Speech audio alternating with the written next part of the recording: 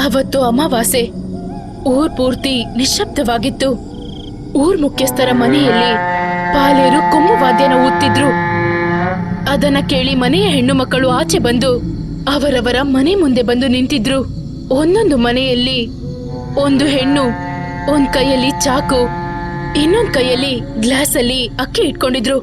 ತಮ್ಮ ರಮೇಶ್, ನಮ್ಮ ಕೆಲಸದವ ಗಿರಿನ್ ಬರ ಹೇಳು.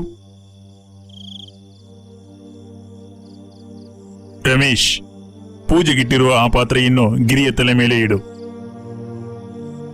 ಗಿರಿ, ನಿನ್ನ ಜೊತೆ ಹೊಸದಾಗಿ ಕೆಲಸಕ್ಕೆ ಬಂದಿರುವ ಹರಿಯ ಜೊತೆ ಹೋಗು. ಹುಷಾರು. ಸರಿ ದಣಿ. ಗಿರಿ ಅದನ್ನ ತಲೆಯಲ್ಲಿ ಇಟ್ಕೊಂಡು ನಡ್ಕೊಂಡು ಹೋಗ್ತಿದ್ರು. ಪಕ್ಕದಲ್ಲೇ ಹರಿನೂ ಇದ್ರು. ಇಬ್ರು ಮುಖ್ಯಸ್ಥರ ಮನೆಯಿಂದ ಆಚೆ ಬಂದು ಹಳ್ಳಿಯಲ್ಲಿ ಒಬ್ಬರ ಮನೆಗೆ ಹೋಗಿ ನಿಂತ್ಕೊಂಡು, ವೈದೇಹಿ, ನೈವೇದ್ಯ. ಜೈ ವೈದೇಹಿ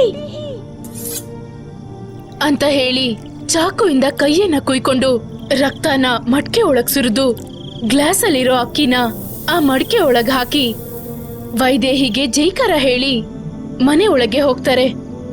ಇದನ್ನೆಲ್ಲ ನೋಡ್ತಿದ್ದ ಹರಿಗೆ ಏನ್ ಮಾಡ್ಬೇಕೋ ಗೊತ್ತಾಗ್ಲಿಲ್ಲ. ಅವರು ಆತ್ರ ಬಿದ್ದು, ಅಣ್ಣ, ಏನಿದು ರಕ್ತ, ಅನ್ನ, ಪಾತ್ರೆ ಯಾಕೀಗ್ ಮಾಡ್ತಾ ಇದ್ದೀರಾ? ನಿಮ್ಮೂರ್ನವರು ಬಹಳ ವಿಚಿತ್ರವಾಗಿದ್ದಾರೆ. ನೀನು ಪಕ್ಕದೂರಿನವಾದ್ದರಿಂದ ನಿನಗೆಲ್ಲವೂ ವಿಚಿತ್ರವಾಗಿಯೇ ಕಾಣುತ್ತದೆ. ನಮ್ಮೂರಿನಲ್ಲಿ ಪ್ರತಿ ಅಮಾವಾಸ್ಯೆಗೆ ಇದು ಮಾಮೂಲೆ ಅಂತ ಗಿರಿ ಹರಿ ಇಬ್ರು ಹಳ್ಳಿಯಲ್ಲಿರೋ ಎಲ್ಲರ ಮನೆಗೆ ಹೋಗಿ ಅವರು ಕೊಟ್ಟ ಆ ರಕ್ತ, ಅಕ್ಕಿಯನ್ನ ಆ ಮಡ್ಕೆ ಪೂರ್ತಿ ತಗೊಂಡು ಊರಿನ ಮಧ್ಯದಲ್ಲಿರೋ ಹಳೆಯ ದೇವಸ್ಥಾನದಲ್ಲಿಟ್ಟು ಅದನ್ನ ಹಿಂದೆ ತಿರುಗಿ ನೋಡ್ದೆ ಊರ್ ಮುಖ್ಯಸ್ಥರ ಮನೆಗೆ ಹೋಗ್ತಾರೆ. ಆ ಊರ್ ಜನ ಎಲ್ಲ ಮನೆಗ್ ಹೋಗಿ ಲಾಕ್ ಮಾಡ್ಕೊಂಡು ಹಾಗೆ ಲೈಟ್ಸ್ ಅನ್ನ ಆಫ್ ಮಾಡ್ಬಿಡ್ತಾರೆ. ಆ ಊರೇ ನಿಶಬ್ದವಾಗಿತ್ತು. ಆ ದೆವ್ವದ ದೇವಸ್ಥಾನದೊಳಗಿಟ್ಟಿರೋ ಆ ಮಡಿಕೆ ಗಣಗಣ ಅಂತ ಹಾಗೆ ಅಲ್ಲಾಡ್ತಿತ್ತು. ಪಿಸಾಚಿಗಳೆಲ್ಲ ಕಿರ್ಚೋ ತರ ಆ ದೆವ್ವದ ದೇವಸ್ಥಾನದಿಂದ ತುಂಬಾ ಜೋರಾಗಿ ಕೇಳ್ತಾ ಇತ್ತು. ತಕ್ಷಣ ಮಡಿಕೆ ಉಡ್ದು ಹೋಗುತ್ತೆ. ಅದ್ರಿಂದ ಒಂದ್ ತೊಟ್ಟು ರಕ್ತ ಆಗ್ಲಿ ಅಕ್ಕಿ ಆಗ್ಲಿ ಇರ್ಲಿಲ್ಲ. ಯಾರೋ ತುಂಬಾ ಜೋರಾಗಿ ನಗ್ತಾ ಇದ್ರು. ಆ ನಗುವನ್ನ ಕೇಳಿಸ್ಕೊಂಡ್ಮೇಲೆ ಊರ್ ಮುಖ್ಯಸ್ಥರು ಹೇಳಿದಾಗೆ ಗಿರಿ ಟೆರೇಸ್ ಮೇಲೆ ನಿಂತು ಊರಿಗೆ ಕೇಳ್ಸೋ ತರ ಕೊಮ್ಮು ವಾದ್ಯನ ಊದ್ತಾರೆ. ಅದನ್ ಕೇಳಿ ಹಳ್ಳಿಯ ಜನ ಎಲ್ಲ ಅವರ ಮನೆಯಿಂದ ಆಚೆ ಬಂದು, ಜೈ ವೈದೇಹಿ, ಜೈ ವೈದೇಹಿ, ಜೈ ವೈದೇಹಿ, ಜೈ ವೈದೇಹಿ, ಜೈ ವೈದೇಹಿ, ಜೈ ವೈದೇಹಿ, ಜೈ ವೈದೇಹಿ, ಜೈ ವೈದೇಹಿ, ಜೈ ವೈದೇಹಿ. ಹರಿ ಅಲ್ಲೋಗಿ ದೇವಸ್ಥಾನದ ಆಚೆ ನೋಡಿದಾಗ ಆ ಮಡ್ಕೆ ಒಡ್ದೋಗಿತ್ತು. ಒಂದ್ ತೊಟ್ಟು ರಕ್ತ ಆಗ್ಲಿ ಅಕ್ಕಿ ಆದ್ರೂ ಅಲ್ಲಿರ್ಲಿಲ್ಲ. ಆಶ್ಚರ್ಯಪಟ್ಟು ತಕ್ಷಣ ಗಿರಿ ಹತ್ರ ಹೋಗಿ, ಹರಿಯಣ್ಣ, ಆ ಗುಡಿಯಲ್ಲಿ ನೋಡಿದ್ರೆ ಯಾವ ದೇವತನೂ ಇಲ್ಲ. ಅಸಲಿಗೆ ಆ ಮಡಿಕೆ ಹೇಗೆ ಹೊಡೆಯಿತು? ನಿಮ್ಮ ಊರಿನ ರಹಸ್ಯ ಹೇಳಣ್ಣ. ಹರಿ, ಕೇಳು. ನಮ್ಮೂರಿನ ಕತೆ, ನಮ್ಮ ಕತೆ, ನಮ್ಮ ದೇವತೆ ಕತೆ. ನಮ್ಮ ಗ್ರಾಮದ ಹೆಸರು ವನಪುರಂ. ಗ್ರಾಮದಲ್ಲಿ ಯಾರಿಗೇನೇ ಬೇಕಾದರೂ ಗ್ರಾಮವನ್ನು ಸುತ್ತರಿಸಿದ ಕಾಡನ್ನು ದಾಟಿ ಹೋಗಬೇಕಾಗಿತ್ತು. ಬೇರೆ ದಾರಿಯೇ ಇಲ್ಲ. ಗ್ರಾಮದಲ್ಲಿ ಎಲ್ಲರಿಗೆ ಇಷ್ಟವಾಗಿರುವುದು ಅಮ್ಮ ವೈದೇಹಿ. ವೈದೇಹಿ ಚಿಕ್ಕ ವಯಸ್ಸಿನಿಂದ ಆ ವನದೇವತೆ ಗುಡಿಯಲ್ಲಿದ್ದು ಪೂಜೆ ಮಾಡುತ್ತಿದ್ದಳು. ವೈದೇಹಿ ಊರಿನ ಹಿರಿಯ ಗಿರೀಶ್ ರವರ ಮಗಳು. ವೈದೇಹಿಗೆ ದೈವಶಕ್ತಿ ಇದೆ ಎಂದು ಊರಿನ ಜನರೆಲ್ಲರ ನಂಬಿಕೆ. ಒಂದು ದಿನ, ಅಪ್ಪ, ನಾನು ದೇವಸ್ಥಾನಕ್ಕೆ ಹೋಗ್ತೀನಿ, ಇನ್ಮೇಲೆ ಮನೆಗ್ ಬರಲ್ಲ, ತಮ್ಮನ ನೋಡ್ಕೊಳ್ಳಿ. ಅಮ್ಮ, ಏನಿ ನಿರ್ಣಯ? ನಾನು ನಿಮ್ ಮಗಳು. ಹಳ್ಳಿಗೆ ಒಳ್ಳೇದ್ ಮಾಡೋದು ನನ್ ಕರ್ತವ್ಯ. ಈ ಹಳ್ಳಿಯನ್ನ ಕಾಪಾಡೋದೇ ನನ್ನ ಜೀವನದ ಅರ್ಥ. ಆ ವಿಷಯನ ತಿಳ್ಕೊಂಡ ಹಳ್ಳಿಯ ಜನ ದೇವಸ್ಥಾನಕ್ ಬಂದು, ಏನಾಯ್ತು ತಾಯಿ, ಏಕ್ ಮನೆ ಬಿಟ್ಟು ಬಂದೆ? ಇವತ್ತಿಂದ ನೀವೆಲ್ಲರೂ ತುಂಬಾ ಜಾಗೃತರಾಗಿರಿ. ನಮ್ಮ ಊರಿಗೆ ಒಂದು ದೊಡ್ಡ ಆಪತ್ತು ಬರುತ್ತೆ.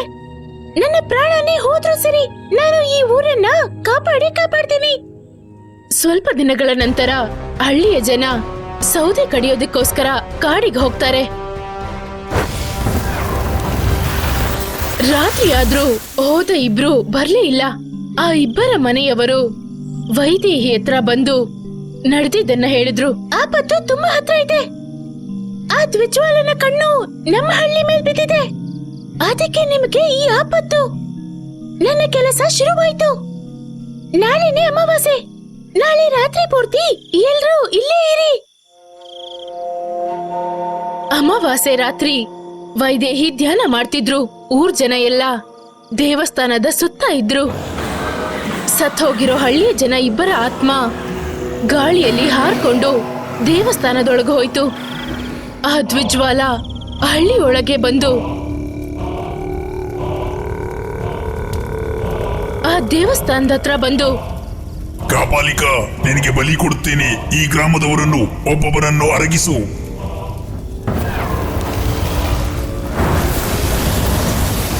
ದ್ವಿಜ್ವಾಲ, ನಾನಿರುವಾಗ ನಮ್ಮ ಹಳ್ಳಿಗೆ ಏನು ಆಗಕ್ ನಾನು ಬಿಡಲ್ಲ. ನನ್ನ ಹಳ್ಳಿಯಲ್ಲಿ ಯಾರಿಗಾದ್ರೂ ಏನಾದ್ರೂ ಆದ್ರೆ ನಿನ್ನನ್ನ ಅಂತ್ಯ ಮಾಡ್ತೀನಿ. ನೀನ ನನ್ನ ತಡೆಯೋದು? ಬರ್ಕ ಕಪಾಲಿಕ, ನಿನ್ನ ಅಂತ್ಯವನ್ನು ನೋಡುತ್ತೇನೆ. ಎಲ್ರೂ ಆ ದೇವಸ್ಥಾನದ ಹತ್ರನೇ ಇದ್ರು. ದ್ವಿಜ್ವಾಲನ ಕಣ್ಣಲ್ಲಿ ಬೆಂಕಿ ಇತ್ತು. ಆದ್ರೆ ಅಲ್ಲಿ ಇರಕ್ಕಾಗ್ದೆ ಅವನು ಮಾಯ ಆಗ್ಬಿಟ್ಟ. ಊರಾಚೆ ನಿಂತ್ಕೊಂಡು ದೆವ್ವಗಳನ್ನ ಹಳ್ಳಿಯ ಒಳಗೆ ಕಳಿಸ್ತಿದ್ದ.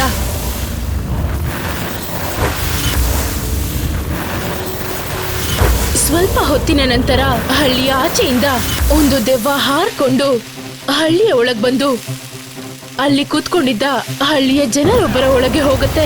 ಆಮೇಲೆ ಅವರು ದೆವ್ವದ ತರ ಬದಲಾಗಿ ದೇಹಕ್ಕೆ ಬೆಂಕಿ ಎತ್ಕೊಂಡು ಆ ಹಳ್ಳಿ ಪೂರ್ತಿ ಜೋರಾಗಿ ಕಿರ್ಚ್ಕೊಂಡು ಎಲ್ಲರೂ ನೋಡ್ತಿರೋವಾಗ್ಲೇ ಹಾಗೆ ಭಸ್ಮ ಆಗ್ಬಿಡ್ತಾರೆ.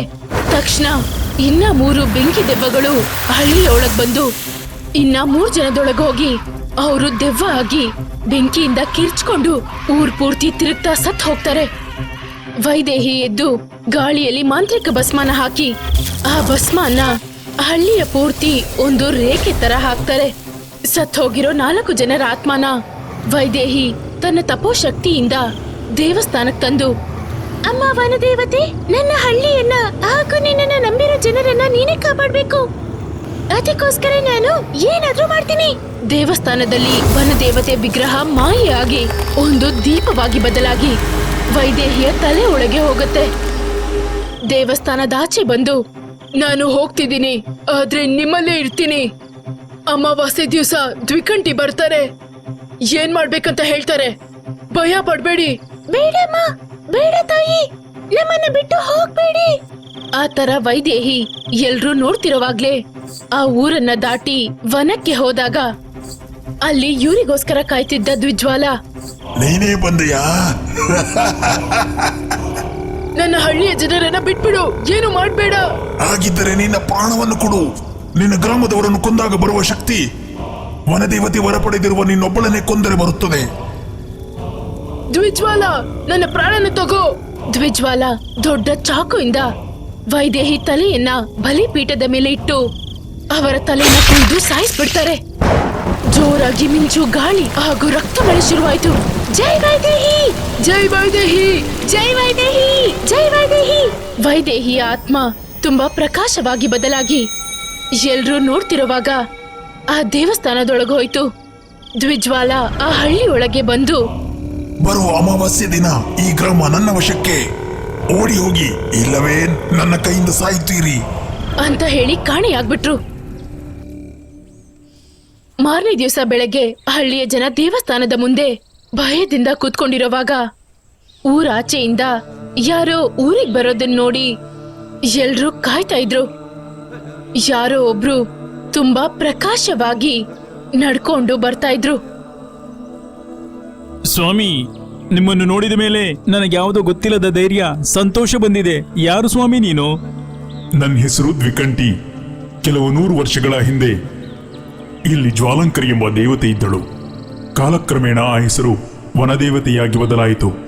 ಆ ಮಾಂತ್ರಿಕ ದ್ವಿಜಾಲನು ನರಬಲಿ ಕೊಟ್ಟು ಶಕ್ತಿಯನ್ನು ವಶ ಮಾಡಿಕೊಳ್ಳಲು ನೋಡುತ್ತಿದ್ದಾನೆ.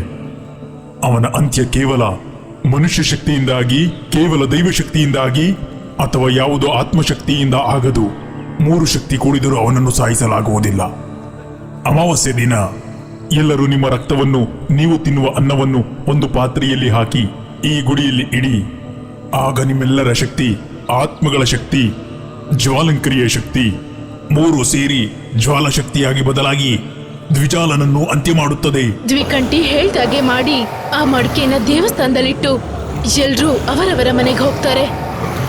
ಆ ದೇವಸ್ಥಾನದಲ್ಲಿದ್ದ ಆತ್ಮ ಹಾಗೆ ಮೆತ್ತಗೆ ಆ ಮಡಿಕೆ ಒಳಗೆ ಹೋದಾಗ ಮಡಿಕೆ ಶಬ್ದ ಮಾಡಿ ಒಡೆದು ಹೋಗತ್ತೆ. ಆ ಮಡಿಕೆ ಒಳಗಿಂದ ಕಾಂತಿ ಆಚೆ ಬಂದು ಜ್ವಾಲೆಯಾಗಿ ಬದಲಾಗಿ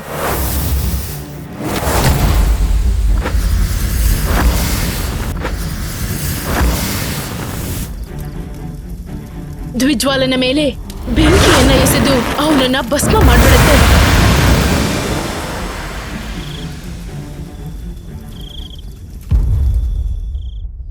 ಅಂದಿನಿಂದ ಪ್ರತಿ ಅಮಾವಾಸ್ಯೆಗೆ ಹೀಗೆ ಮಾಡುತ್ತೇವೆ. ಅಣ್ಣ, ದ್ವಿಜ್ವಾಲ ಅಂತ್ಯವಾದ್ನಲ್ಲ, ಇನ್ನೂ ಹೀಗೇಕ್ ಮಾಡ್ತಿದ್ದೀರಾ? ಸೃಷ್ಟಿಯಲ್ಲಿ ಕೆಟ್ಟದ್ದು ಯಾವಾಗಲೂ ತನ್ನ ಶಕ್ತಿಯನ್ನು ತೋರಿಸಲು ಪ್ರಯತ್ನಿಸುತ್ತಿರುತ್ತದೆ. ಅದಕ್ಕೆ ನಮ್ಮ ಮಾನವ ಶಕ್ತಿಯನ್ನು ಈ ದೆವ್ವದ ಗುಡಿಯಿಂದ ಕಳಿಸುತ್ತಿದ್ದೇವೆ.